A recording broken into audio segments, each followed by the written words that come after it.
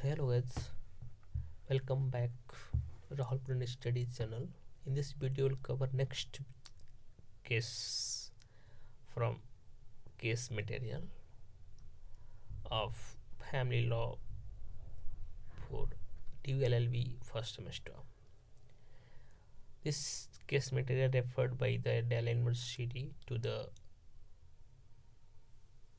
first semester LLB student. So guys, before move ahead, please subscribe this channel and press the bell icon to get notification on time. This video I have sent in my Telegram channel, namely Rahul Print Study. You can also download from there. All subject case material has been provided or added to the channel Rahul Print Study. So let's start. Justice K.G. Balakrishnan write about this case. East Nagalingam versus Sivagami. East Nagalingam is plaintiff and it is appellant, and Sivagami is respondent. So the appellant East Nagalingam married to the respondent complainant Sivagami on 6th September 1970. Three children were born from that wedlock. The respondent alleged that the appellant started ill-treating her, and on many occasions she was physically tortured. As a result of ill treatment and severe torture inflicted by the appellant as well as his mother, she left her marital home and started staying with her parents. While so, the respondent came to know that the appellant had entered into a marriage with another woman on 18th June 1984 after approx 14 years from first marriage, by the name of Kasturi, and that the marriage was performed in the marriage hall at Thiruthani. The respondent then filed a criminal complaint before the Metropolitan Magistrate against the appellant and six other. All the accused were acquitted by the trial court. Aggrieved thereby, the respondent filed criminal appeal number 67 of 1992 before the High Court. After acquittal from the Metropolitan Magistrate, she again filed the case to the High Court of Madras. The learned single judge, by his judgment dated 1st November 1996, upheld the acquittal of accused 2 to 7, but as regard the acquittal of the appellant, the matter was remitted to the trial court. फिर से trial court में matter चला गया, ठीक है. Permitting the appellant to adduce evidence regarding the manner in which the marriage was solemnized. Upon remand, the priest witness number 3, plaintiff witness number 3, who is alleged to have performed the marriage of the appellant with the second accused Kasturi on 18th June 1984, was further examined and the appellant was allowed further cross-examination. Okay. The learned Metropolitan Magistrate, by his judgment dated 4th March 1999, acquitted the accused. Aggrieved by the said judgment, The respondent preferred a criminal appeal before the High Court of Madras. By the impugnant judgment, the learned single judge held that the appellant had committed the offence punishable under Section 494 of IPC about the this section talk about bigamy. This is challenge before us. Fifth point, the short question that arises for the consideration is whether the second marriage entered into by the appellant with the second accused Kasturi on 18th June 1984 was a valid marriage under the Hindu law so as to constitute the offence under section 494 of IPC. The essential ingredient of the offence under section 494 of IPC are: first, the accused must have contracted the first marriage. Okay. Second, whilst the first marriage was subsisting, the accused must have the contracted a second marriage. Third point, both the marriage must be valid in the sense that necessary ceremonies governing the parties must have been performed. Then it will be liable for bigamy. Both marriages should be valid. Okay. Admittedly, the marriage of the appellant with the respondent entered into by them on 6 September 1997 was subsisting at the time of the alleged second marriage. The Metropolitan Magistrate held that an important ceremony, namely Saptapadi, had not been performed, and therefore the second marriage was not a valid marriage and no offence was committed by the appellant.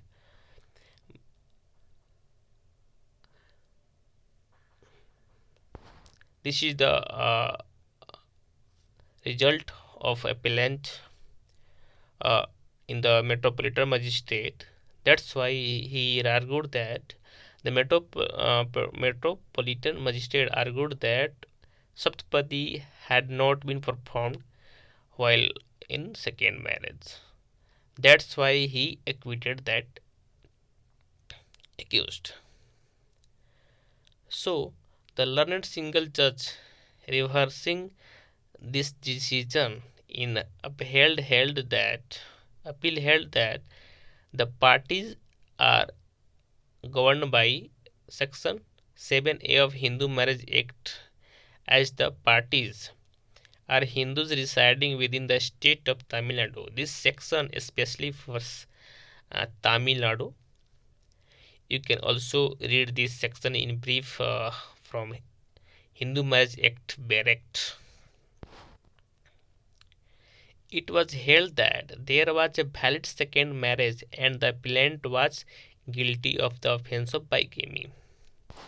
So, in the complaint filed by the respondent, it was alleged that the appellant had contracted the second marriage and this marriage was solemnized in accordance with Hindu rites on 18th June 1984 at RCC Mandapam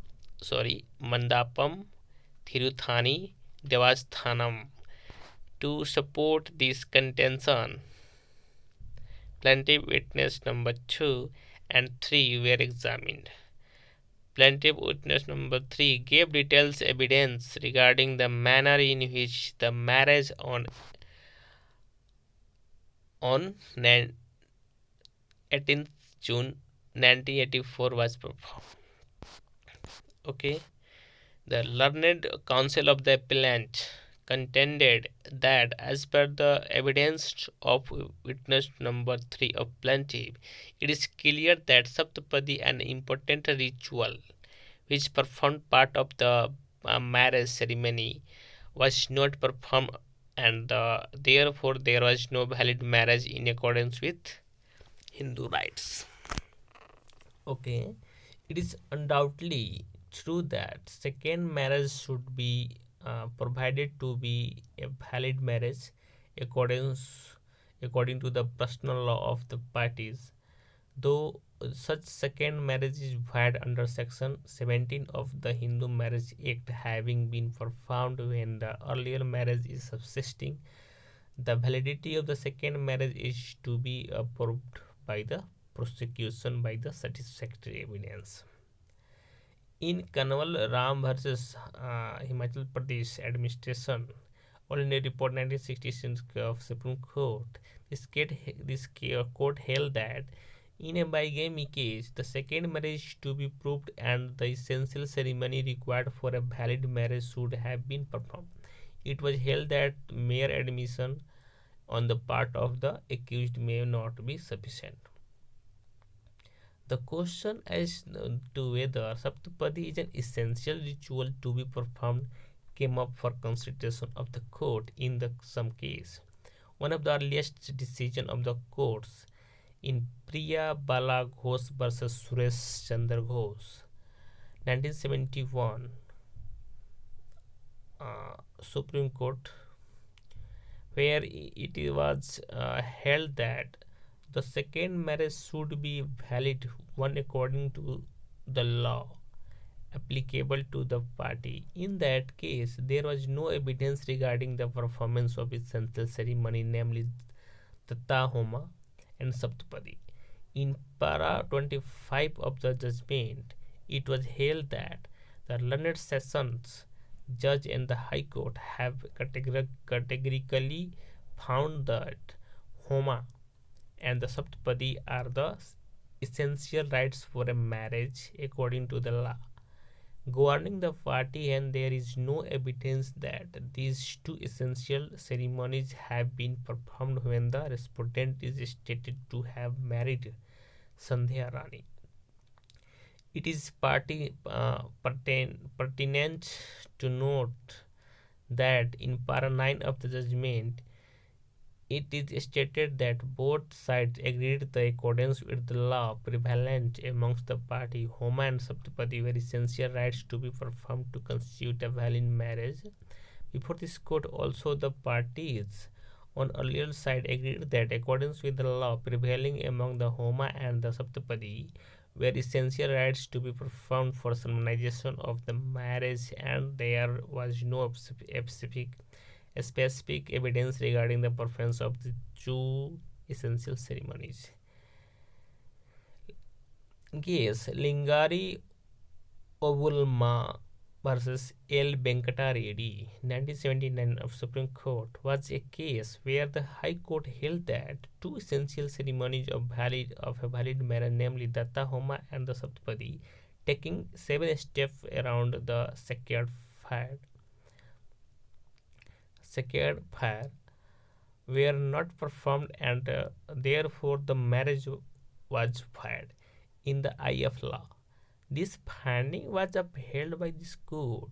The appellant therein contended that among the Reddy community in Andhra Pradesh, there was no such custom of performing Datta Homa and Saptapadi, but the High Court held that under the Hindu law, these two ceremonies were essential to constitute a valid marriage, and rejected the plea of the appellant on the ground that there was no evidence to prove that any of these two ceremonies had been performed. The finding of the High Court was upheld by the court that there was no evidence to prove a second valid marriage. In Santi Devi Burma versus Kancham Burma Devi case, Supreme Court also held the appellant was acquitted by the court as there was no proof of valid marriage, as the ceremonial Saptapadi was not performed. This court noticed in this case also that the court proceed on the footing that according to the party, performance of Saptapadi is one of the essential ceremony to constitute a valid marriage. Another decision on the point of the Lakshmi Devi versus Satya Narayan, wherein this court, relying on the earlier decision in Priyabala, held that there was no proof that Saptapadi was performed, and therefore there was no valid second marriage, and that no offense of bigamy was committed.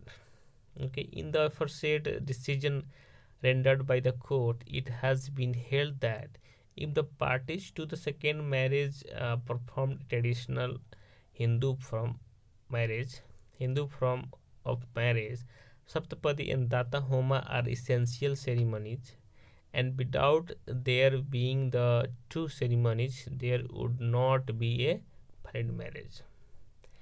In the instant case, the parties to the second marriage, namely the appellant Nagalingam and his alleged second wife Kasturi, are resident of state of Tamil Nadu, and their marriage was performed at the Thiruthani temple within the state of Tamil Nadu. In the Hindu Marriage Act 1955, there is a state amendment by the state of Tamil Nadu which has been inserted as the section 7A. The relevant portion thereof as follows. Section 7A, a special provision regarding the Suyamaria Thai and the Sira Thiru Thala marriages. This section shall apply to any marriage between any two Hindus, whether called Suyamaria Thai marriage or Sir Thirudha marriage, or by any other name solemnized in the presence of relatives, friends, or other person, by each party to the marriage declaring in any language understood by parties that each takes the other to be his wife, or the case may be her husband, or by each party to the marriage garlanding the other or putting a ring upon any finger of the other, by the tying of the thali. Now, withstanding anything contained in section 7 but subject to the other provision of the act, all marriage to which this section applies solemnized after the provision of the commencement of the Hindu Marriage Tamil Nadu Amendment Act 1967 shall be good and valid in law. Notwithstanding anything contained in section 7 or in any text, rule, or interpretation of Hindu law or any custom or usage as part of that law enforced immediately before the commencement of the Hindu Marriage Tamil Nadu Amendment Act 1967, or any other law enforced immediately before such commencement, or in any judgment, decree, or an order of any court, but subject to subsection 3, all marriage to which this section applies solemnized at any time before such commencement shall be deemed to have been with effect on and from the date of the solemnization of each such marriage respectively good and valid in law. Section 7A applies to any marriage between the two Hindus solemnized in the presence of relatives, friends, and other persons. The main thrust of this provision is that the presence of a priest is not necessary for the performance of a valid marriage. The party can enter into marriage in the presence of relatives or friends or other person, and each party to the marriage should declare in the language understood by the party that each takes the other to be his wife, or as the case may be her husband, and the marriage would be completed by a simple ceremony require the party to the marriage garland each other or put a ring upon any finger of the other, or tie a thali. Any of these ceremonies, namely garlanding each other, or putting a ring upon any finger of each other and tying a thali would be sufficient to complete a valid marriage. Subsection 2A of Section 7A especially says that, notwithstanding anything contained in Section 7, all marriage to which this provision applies and solemnized after the commencement of the Hindu Marriage Tamil Nadu Amendment Act 1967 shall be good and valid in law.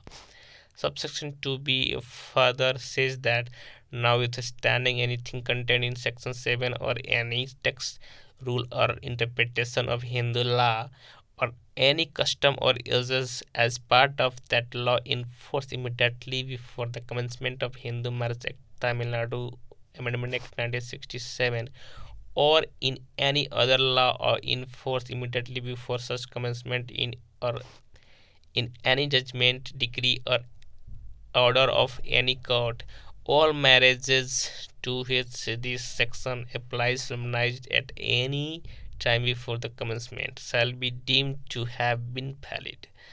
The only inhibition provided in that this marriage shall be subject to the subsection 3 of section 7a. We need to elaborately consider the scope of section 7a clause 3 as the is not relevant for the purpose. So for our purpose, the evidence in the case as given by plaintiff witness number 3 clearly shows that there was a valid marriage in accordance with the provision of section 7a of Hindu Marriage Act.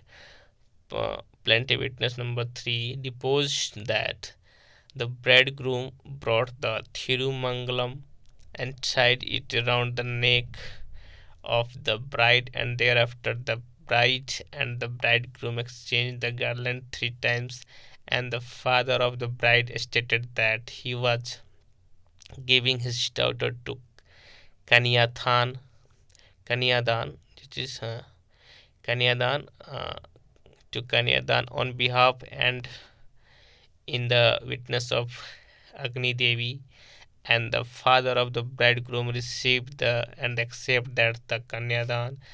Plaintiff witness number 3 also deposed that the performed the marriage in accordance with the custom applicable to the parties.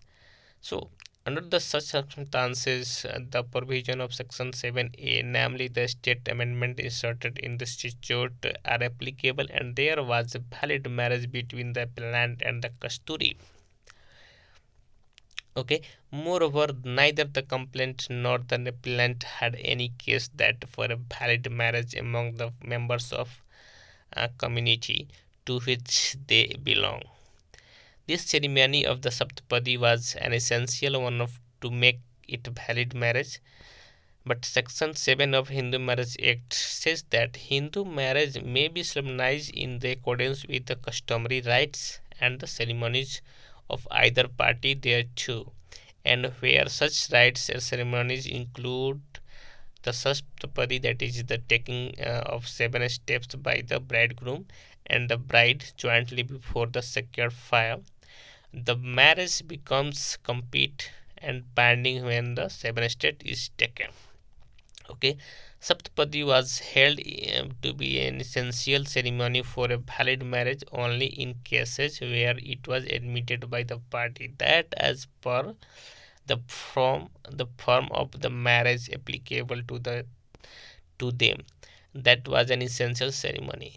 The appellant in the instant case, however, had no such case that Saptapadi was an essential ceremony for a valid marriage as per the personal law applicable, whereas the provision contained in Section 7a are applicable to the party.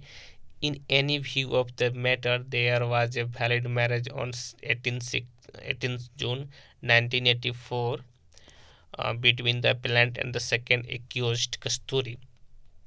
Therefore, it was proved that the appellant had committed the offence of bigamy, because the second marriage is became valid. That's why he commit bigamy. As it was done during the subsistence of his earlier marriage. Subsistence means the valid marriage of the first marriage also exists till the date of second marriage held on the uh, uh, 6th September 1970. The learned single judge was right in the holding that the appellant committed an offence of bigamy, and the matter was correctly remanded to the trial court for the awarding the appropriate sentence. We see no merit in the this appeal, and the same is the same is dismissed accordingly. So, guys, in this case, just we observed that the judge argue that there is no in some case there is no need of the saptapadi for the uh, for the valid marriage. You can see that there is a another act of section 7A about the Tamil Nadu especially, where only by exchanging our land to the between the party of the bride and bridegroom, and putting a ring upon any finger, and these any of the these things if happened, then marriage become valid. So, guys, in this by this case we just learn about the what is saptapadi meaning, and what is the fact behind the case about the there is two accused, sorry, there is one plaintiff and one respondent. If plaintiff committed a second marriage, then respondent come across to the trial court, claim for the first claim for the plaintiff is committed bigamy, but trial court had acquitted on the basis of there is no saptapadi happened. Uh, so first second marriage was not valid, so bigamy not done. But after before the t- case come in High Court of Madras, where the some accused acquitted, but if except plaintiff, that is the Nagalingam, still under the matter uh, to revisit to the trial court, where the some case reference, namely Kanwal Ram versus Himachal Pradesh administration, Balla Ghosh versus Suresh Chandra Ghosh, Lingari Abul Mama versus Venkat Reddy. In this case, there is term Saptapadi is an essential ceremony for the valid marriage, but in section 7A of Tamil Nadu Act, regarded as there is no required of the saptapadi, there is no any matlab saptapadi is the not matter while performing the marriage. There is other way to get marriage for valid, namely performance with exchanging the garland and putting a ring any finger between two party, that is the bridegroom and bride. If one of any these essential happened, then a valid marriage happened. On this matter, the court observed that the second marriage is valid, and the plaintiff was charged by the bigamy, that is the Sivalangam. So, guys, in this case we just learn about the bigamy. So for bigamy there should be the second marriage valid. So after that will be charged bigamy. So, guys, thank you so much for watching this video. I hope you will be understand the meaning of bigamy and section 494 read with section 17 of the Hindu Marriage Act. So, guys, this case you have to for this case you have to learn about the section 7 of the Hindu Marriage Act, that is about the Saptapadi, and essentiality of the Hindu Marriage Act, sections fifth, in which the competency or the term and condition of the Hindu marriage between two Hindus. And you also read the special section for the Tamil Nadu resident about marriage, that is 7A. Go with these articles, so sections, to better understanding the case of fact and judgment. And there you can also read the some section of the Indian Penal Code, namely 494 and 495, and their explanation and examples to analyze the situation of happened like this case. So guys, thank you so much again for watching this video. Have a take care. Bye bye.